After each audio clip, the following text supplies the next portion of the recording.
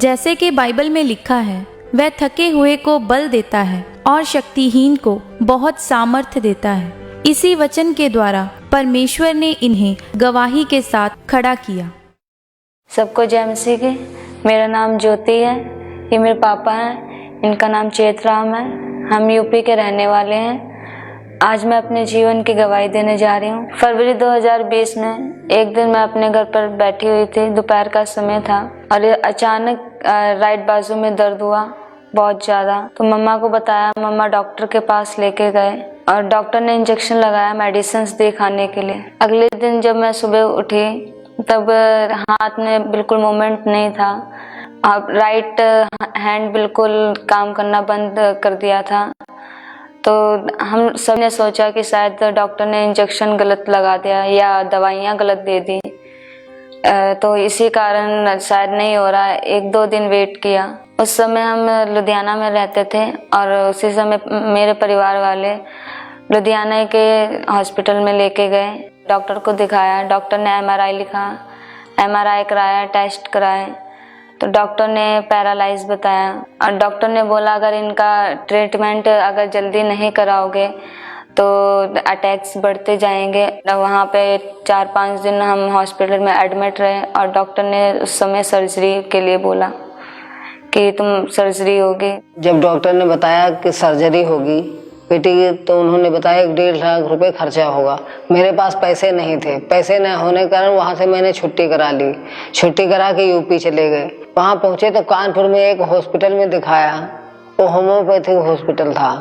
वहाँ इलाज कराया तो वहाँ डॉक्टर ने दवाई दी। फिर धीरे धीरे इसकी हालत और भी बिगड़ती गई।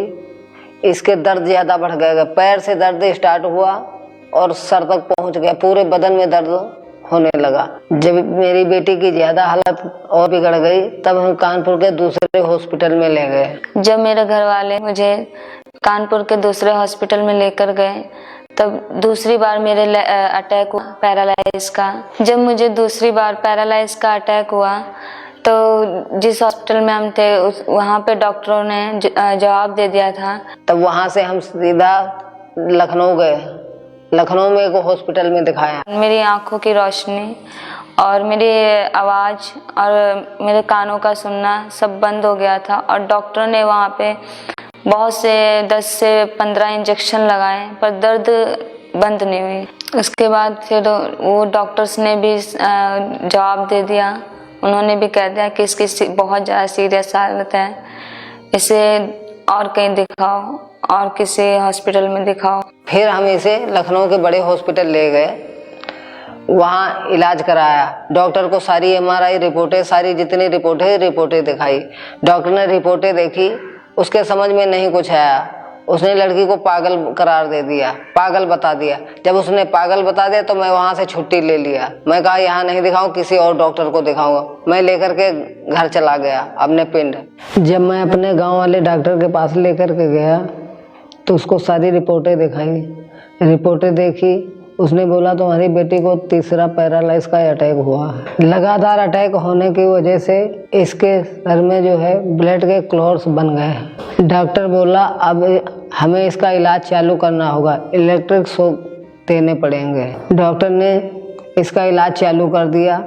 रोज इसके इलेक्ट्रिक शॉक देते थे। ये पूरी तरह बेड पे थी। इसे टॉयलेट वगैरह गोदी में लेके जाते थे, कराते थे। इसके इलाज के लिए मैंने अपने सारे यंत्र, ट्रैक्टर, ट्राली, थ्रेसर, रोटावेटर, कंटीमीटर सारे कुछ बेच दिया। बेच के अपनी बेटी के इलाज पे लगा दिया। मैं 4-5 बड़े बड़े हॉस्पिटलों में दिखाया और छोटे मोटे 20-25 डॉक्टरों को दिखाया। इसे इलेक्ट्रिक शॉक भी दिए गए लेकिन कोई फायदा नहीं हुआ। कई अन्य जगहों पे भी गए, वहाँ से भी कोई फायदा नहीं हुआ। मेरे घर परिवार वाले भी आस छोड़ दिए थे कि बेवजह पैसा ना लगाओ, ये बेटी बचेगी नहीं, पर हमने उनकी बात किसी की नहीं मानी। मैं कहा जब तक इसकी सांस है तब तक लड़ता रहूंगा। जब मेरी आंखों की रोशनी चली गई, आवाज़ चली गई और कानों से सुनना बंद हो गया तो मुझे ये लगता था कि अब नहीं ठीक हो पाऊंगी, क्योंकि बहुत से डॉक्टर्स को दिखाया पर सभी ने जवाब दे दिया कि नहीं, इसकी हालत बहुत सीरियस है, नहीं बचेगी। हम और हमारी बीवी दोनों लोग बहुत परेशान थे इसको देख देख के कि क्या है, कि कैसी हो गई, कैसी हालत है मेरी बेटी की, ठीक होगी या नहीं ठीक होगी। फिर एक दिन मेरे बेटे को YouTube के द्वारा खामरा चर्च के बारे में पता चला। फिर हमारे बेटे ने कहा, पापा खामरा चर्च में परमेश्वर बड़े बड़े काम करते हैं, रोगियों को चंगा करते हैं, वहाँ प्रेयर कराओ, हमारी बहन भी चंगी हो जाएगी। फिर हम खामरा चर्च से जुड़े रहे। 2 मई 2021 को जब मैं ऑनलाइन प्रार्थना सुन रही थी तो परमेश्वर के दास प्रार्थना कर रहे थे। मैंने उस प्रार्थना को सुना और अपने लिए ग्रहण किया। शिकंजे के रोगी, व्हील चेयर के रोगी, अधरंगी चंगे हो जाओ, ब्रेन के रोगी चंगे हो जाओ, जो चल नहीं सकते यीशु मसीह के नाम में चंगे हो जाओ, जिनकी नाड़ियों में जिनकी नाड़ियां ब्लॉक हो चुकी, नसें नर्व्स ब्लॉक हो चुकी, एक्सीडेंट के कारण ब्लॉक नसें खुल जाएं यीशु मसीह के नाम से चंगे हो जाओ। जैसे मैंने उस प्रार्थना को अपने लिए ग्रहण किया तो मेरे शरीर में उसी समय गर्माहट सी महसूस हुई और उसी समय मेरे बॉडी में मूवमेंट्स आने लगे और पैरों में मजबूती आई। मैंने चल के देखा, मैं चलने लगी और आंखें खुल गई और आवाज़ आ गई, आंखों से दिखना शुरू हो गया, कानों से तो सुनना भी शुरू हो गया। हर एक चीज़ मतलब शरीर में पूरा बल आ गया और मैंने अपनी गवाही दी और परमेश्वर की दासी ने मेरी गवाही दी। बहन की फेब 2020 में कहते पैरालाइज का अटैक हुआ और उसके बाद इन्होंने बोलना चलना बंद कर दिया, बाजू उठाना टोटली बंद कर दिया। फिर कहते हैं कि मार्च अप्रैल में उसी साल में फिर 2 बार पैरालाइज का अटैक हुआ, टोटली 3 बार पैरालाइज के अटैक हुए और उसके बाद बिल्कुल सुन नहीं पाते थे, बोल नहीं पाते थे, चल नहीं पाते थे। हमारे पास फोटो भी है, टोटली बिस्तर पर रहते थे। और आपने स्पेशली बोला कि अधरंगी जो पैरालाइज के अटैक जिन पर हुए, परमेश्वर का आत्मा उनके ब्रेन को, उनकी बॉडी को और उनके अंगों को छुए और अभी चले। और जैसे बस आपने इस सामर्थ्य प्रेयर को बोला, ये बोलने लगी, ये सुनने लगी, ये चलने लगी, ब्रेन के सारे क्लॉट खत्म हो गए। शिफा शिफा शिफा यीशु के खून में है शिफा, शिफा शिफा शिफा शिफा यीशु के खून में है शिफा। रेहा रेहा क्या बोलना चाहते? परमेश्वर ने मुझे चंगा किया। और तुम इतनी छोटी उम्र की हो और बेड पे चली गई थी तुम? हाँ जी। और बाथरूम सब बेड पे ही था सब हाँ कुछ? जी।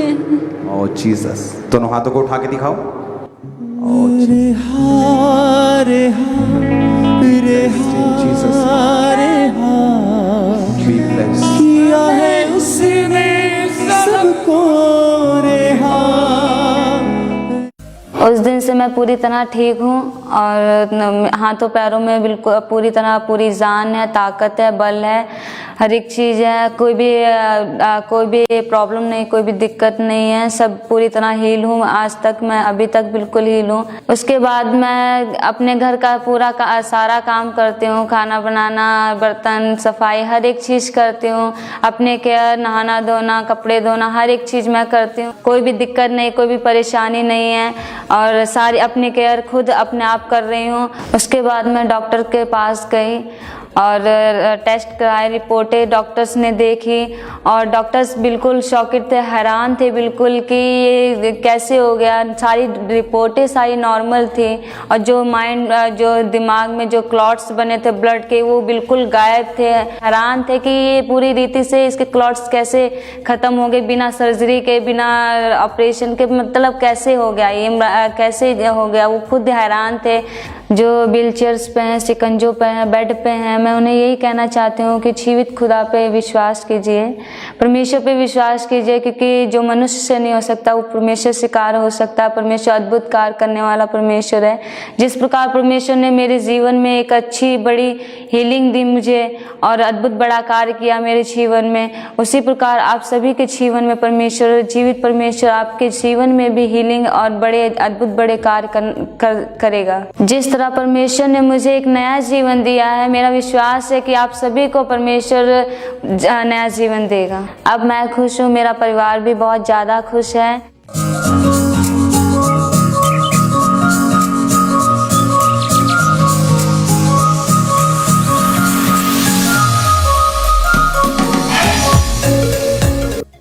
बड़ी चंगाई के लिए हम परमेश्वर का धन्यवाद करते हैं और परमेश्वर के दास का भी धन्यवाद करते हैं। सबको जय मसीह की।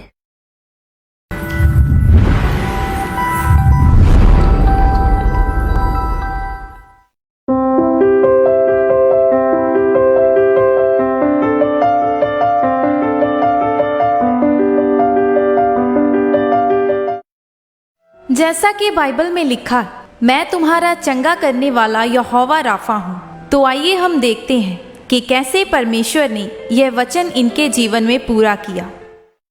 सबको जय मसीह की। मेरा नाम सुखविंदर सिंह है और ये मेरा बेटा रितेश है और हम हरियाणा के रहने वाले हैं। आज मैं अपने बेटे की सबसे बड़ी गवाही देने जा रहा हूँ। इसकी उम्र 12 साल है और जब ये 8 साल का था, ये जैसे धूल मिट्टी में जाता था तो इसको बहुत ज़्यादा ही छींकें आने शुरू हो जाती थी। खींच के सांस लेना शुरू कर देता था। चलने फिरने में दिक्कत होती थी। जैसे हम इसको गांव में डॉक्टर के पास लेके गए तो उन्होंने हमको बताया कि इसको अस्थमा का रोग है। जब इसको अस्थमा का अटैक होता था, ये ठीक से सांस नहीं ले पाता था और ना ये चल पाता था।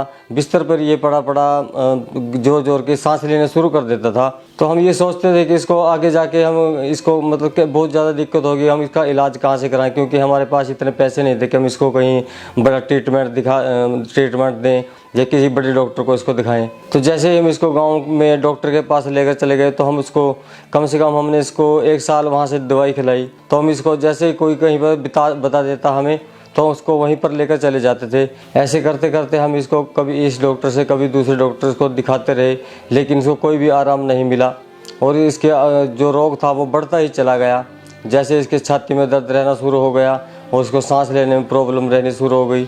इसी रोग की वजह से हम इसको स्कूल में भी नहीं भेज पाते थे, क्योंकि ये स्कूल भी नहीं जा पाता था और इसकी पढ़ाई लिखाई में बहुत ज़्यादा हमें परेशानी होनी शुरू हो गई। इसका यह रोग दिन प्रतिदिन बढ़ता ही जा रहा था। जैसे मौसम चेंज होना या धूल मिट्टी में जाना, इसकी वजह से या कुछ तली हुई चीज़ खा लेना या ठंडी चीज़ खा लेना, तो इसकी वजह से इसको बहुत ज़्यादा दिक्कत होनी शुरू हो गई थी। जैसे हम दूसरे बच्चों को देखते थे खेलते हुए तो हम यही सोचते थे कि हमारा बच्चा भी इन बच्चों में खेले, लेकिन ये खेल नहीं पाता था क्योंकि इसको खेलने में बड़ी दिक्कत होती थी, बड़ी परेशानी होती थी, खेल ही नहीं पाता था। और कई बार तो हमें रात भर जागना पड़ता था क्योंकि ये ठीक से सो भी नहीं पाता था और इसकी वजह से हम लोग भी बड़े परेशान थे। और इसको हम ये सोचते थे कि अब इसको इस समय लेकर कहाँ जाएं हम, तो हमें बड़ी परेशानी होती थी। हम रात भर ऐसे ही बैठ कर निकाल देते थे, इसको पकड़ कर बैठे रहते थे। और डॉक्टर ने तो यहाँ तक बोल दिया था कि जैसे जैसे इसकी उम्र बढ़ती जाएगी और इसका रोग बढ़ता जाएगा। हम इस चीज़ को लेकर बड़े परेशान थे कि हमारे बेटे का आगे जाके होगा क्या, कि कैसे ये अपनी लाइफ को जी पाएगा।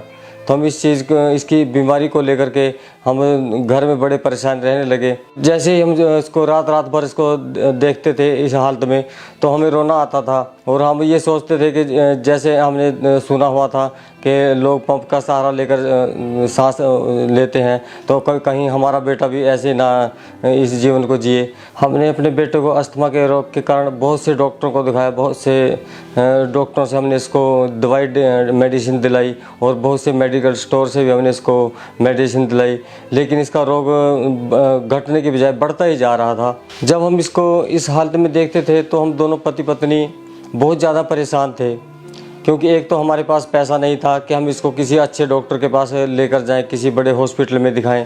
तो हम ये सोचते थे कि हम इसको लेकर जाएं तो कहाँ जाएं।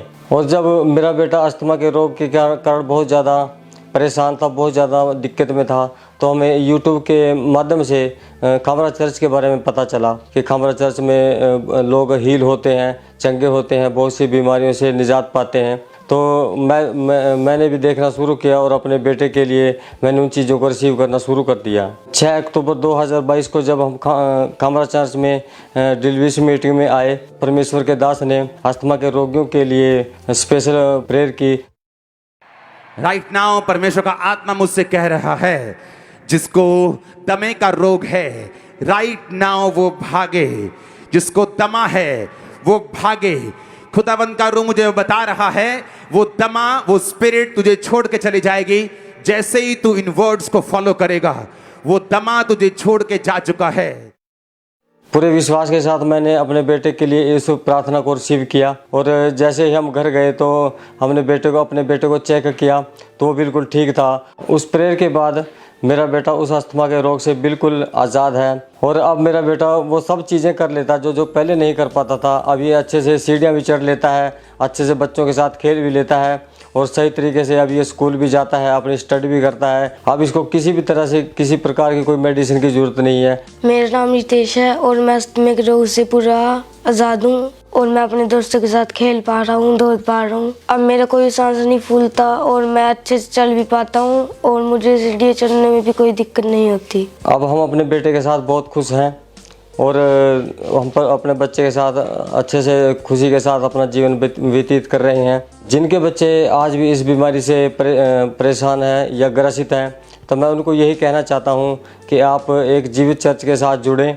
परमेश्वर के वचन के साथ चलें। जैसे परमेश्वर ने मेरे बेटे को चंगा किया, आपके बच्चों को भी वो चंगा कर सकता है।